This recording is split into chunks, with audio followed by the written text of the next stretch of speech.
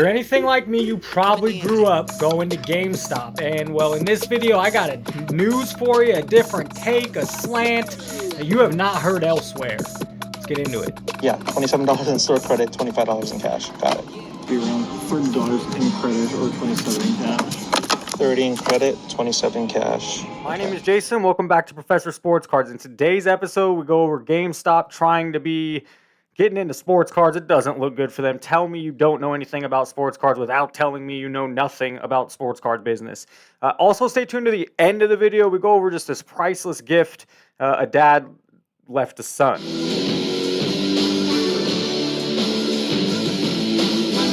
Start every video the same exact way. Whose rookie card is this? And what year is it from? I think I might stump summon you. I don't know whose rookie card. Comment below at the end. We'll go over the price, the pop count, and everything in between. The chart, this is numbered to 5. We'll also go over the non-numbered, but they're both autographed.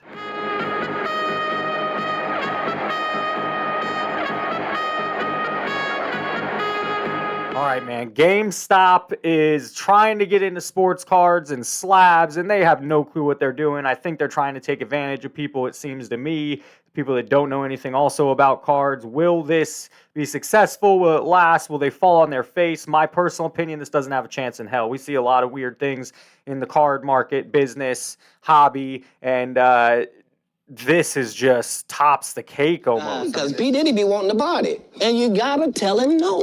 You got to tell him no. What's the actual angle here for GameStop wanting to accumulate that many graded slabs? 18 in credit or 16 in cash. Oof, okay, 18 in credit. That would be more than that. That one can't be much more than a 249, 18. All right. And this one is $20 in credit. 20. Or 18 cash. Okay. Or 18 cash. Got it. Thank you.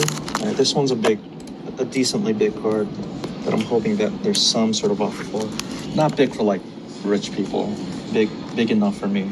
Looks like Trad is listed for $58 in credit or $52 in cash. Wow. $58 in credit. Okay. Not anticipate that. Really? Like Trout Auto. All right, so this post here says GameStop's lost their mind. Sam Laporta 2023 Prism Red, white and blue, selling for $473 with the market value claim of $500. However, there's recent sales of this card for $40 to $60 is from what I'm understanding, at least according to this post. Let's take a look. So again, GameStop is selling this thing for $400 if you're part of their membership team and $473. Can you see that? Probably not. Maybe. If not, I'll put a picture. But anyhow, this thing's selling for about $400. They're saying the market price is $500. Now, this dude also posted recent sales of $43. Is this the autograph? Is this just the red, white, and blue? Is this one autographed? No, it's just the red, white, and blue. Oh, my God.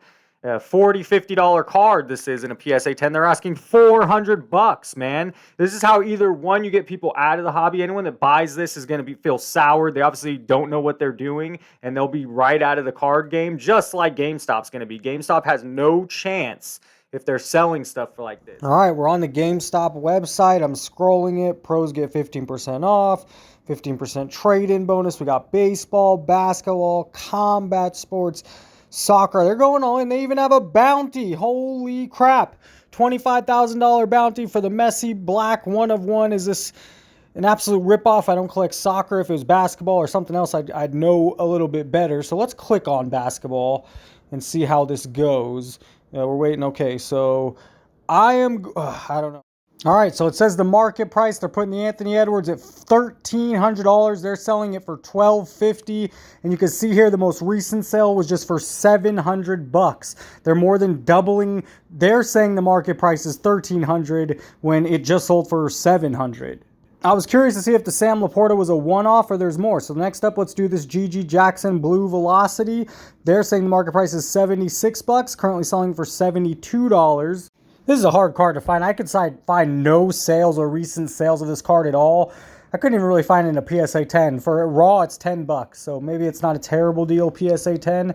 Let's look at this Asur Thompson Emergent. It's going to be easier to find. Holy, are you kidding me? $200 they're saying. They're saying this card's worth $210. It sold August 17th for $12. $12. Games, there's something fishy going on. And wait, because I'm going to tell you. Finally, the Cole Anthony. I couldn't find the exact purple wave, but this one's serial number to 35. Same card, even more rare, $4 raw. And furthermore, here's a Cole Anthony rookie card autograph patch. Serial number to 35, sold for $17. I know it's not a PSA 10, but there's no way in hell that card on the left is valued at $70. What's the comment say? Does anyone else have experiences? Are you really surprised at this model from GameStop? I mean, they fleeced us on trade-in values for games and consoles forever. That's true. If you haven't noticed, over the last 20 years or so, GameStop is a terribly run company that should have died long ago. Yeah, man, and they will doing this. They don't know what they're doing. They're buying $40 an asset and putting it up for $400. They have no intentions of ever selling this card. Interesting take. They're buying a commodity that their investors on Wall Street have no idea what it's valued at. So then on paper, GameStop is going to show they are worth tons more than they really are to keep the death. Wow, I mean, that is some good insight. They have, yeah, I mean, that's true. They do. Why would anyone buy this card unless you don't know what you're doing? No one's going to buy it. And this guy's saying they don't have any intention of selling it. It's just to make the company look valued for their stockholders. Wow. I mean, all right, well, that's a gem. I mean, out of all the comments I've read doing this show, that's number one. We're in on that. That's the absolute truth, and it's insight to like every other big company out there trying to increase their stock price, trying to make their holders happy, their shareholders. It's true. This is insane. So who gets to say, so on their market, on their books, are they listing these cards as $1,400 assets when really the market price is $700? So on their books, buying these cards at whatever price they do get them, and then saying they're worth X amount of money, I think this dude's right. I do think they don't have any intention of selling these cards. The second take I have is, who the hell is selling them cards? I heard someone else that I respect say this, and I think it's true.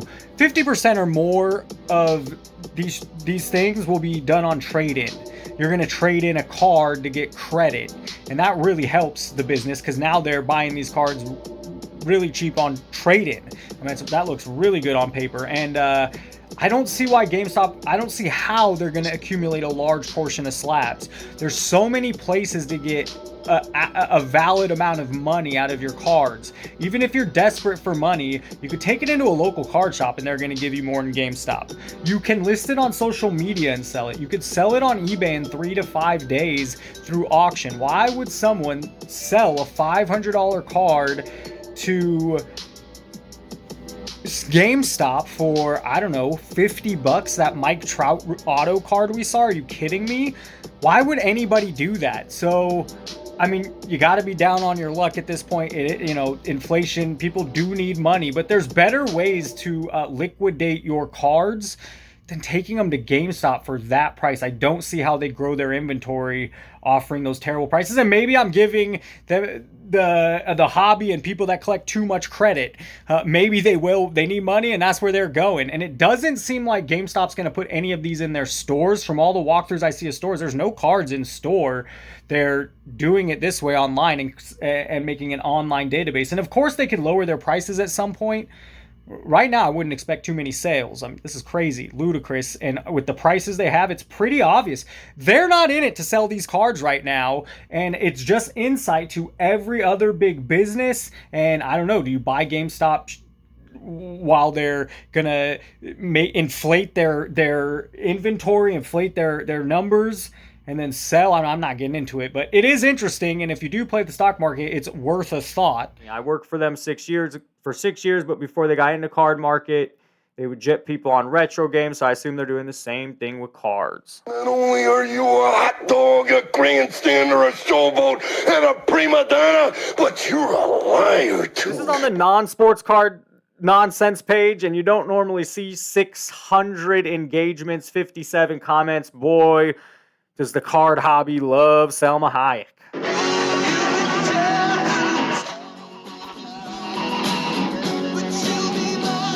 I thought I'd end up watching more of the Olympics than I actually did, but this story seemed to take a center stage as far as non-medals go. If you weren't talking about someone winning a medal, this was the story. If you haven't seen it, I'll find what I can to play. It's kind of hard to find footage, and I don't know if they're going to let me show the footage. It's weird, but I'll try to run it next to me. It's a whole scandal. Australia's kind of upset with this lady. It's not a scandal. It is a scandal. She's been breakdancing for a decade, with some receipts I saw in one video. Boy, was this terrible. I'm not saying I could do any better, but some Australians are upset she took a spot away from someone that really deserved. I mean, she won the little championship they threw to get into the medal or get into the Olympics. But anyways, this was interesting, and that's a funny-ass card.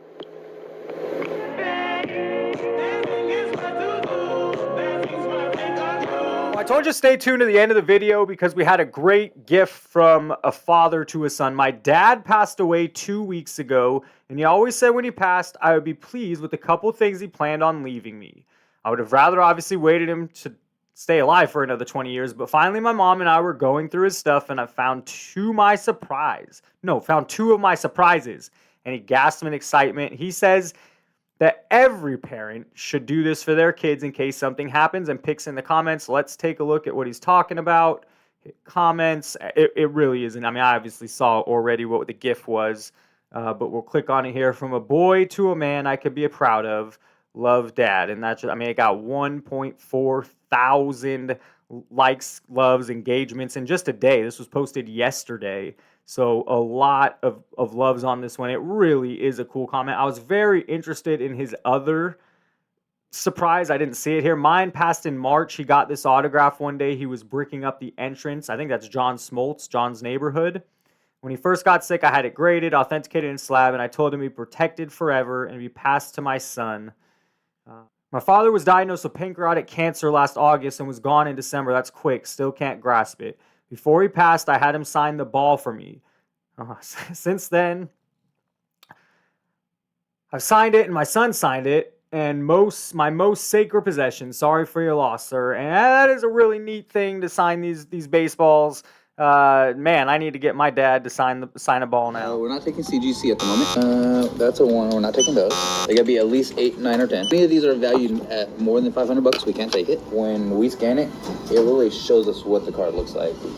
Oh, that's freaking sick, dude. Oh, that's super cool. All right. GameStop is willing to give you 97 in trade credit or 87.48 in cash. GameStop's willing to give you 353 in trade credit or 318 in cash. Give you a $500 in trade value or 450 in cash. Offer you 176 in trade credit or 158 in cash. For this one? For the good one. All right, guys, let's go to GameStop and trade these cards in for some credit. Today we've got 174. Make that $200 worth of trading credit.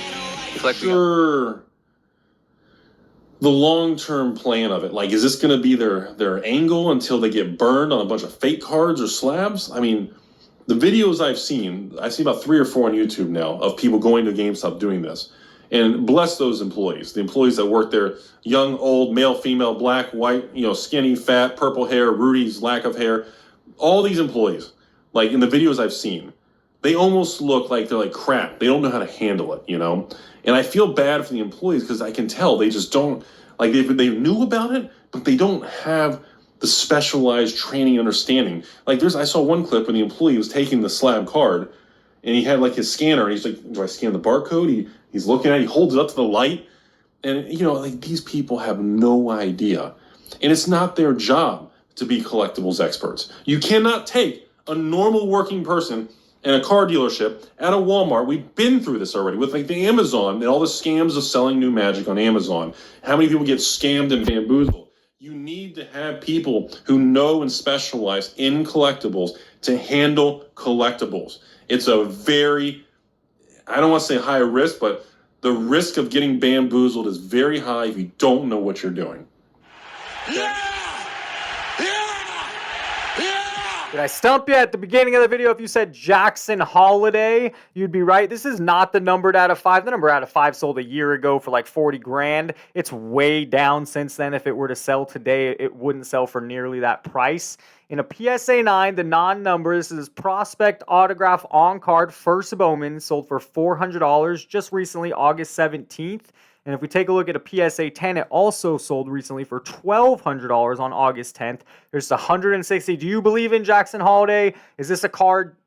Is this overpriced? I mean, if this dude doesn't perform, what is this card worth? 100, 200, 300? If he does perform, does this card have much room to grow? I don't know. I mean, it feels like it's peak price. If we look at so it definitely fell. In August 10th, just last year, a year ago, this sale was $1,700. Today it's selling for $1,200, and that's he must be doing something since June 20th, because this card fell all the way to $600, just a rapid decline in May and June, and then in July, a sale of $1,000, and now in August, we're seeing all sales of $1,000. So dude must be performing. I'll put the stats next to me. It's clear in the chart. It's all I can assume.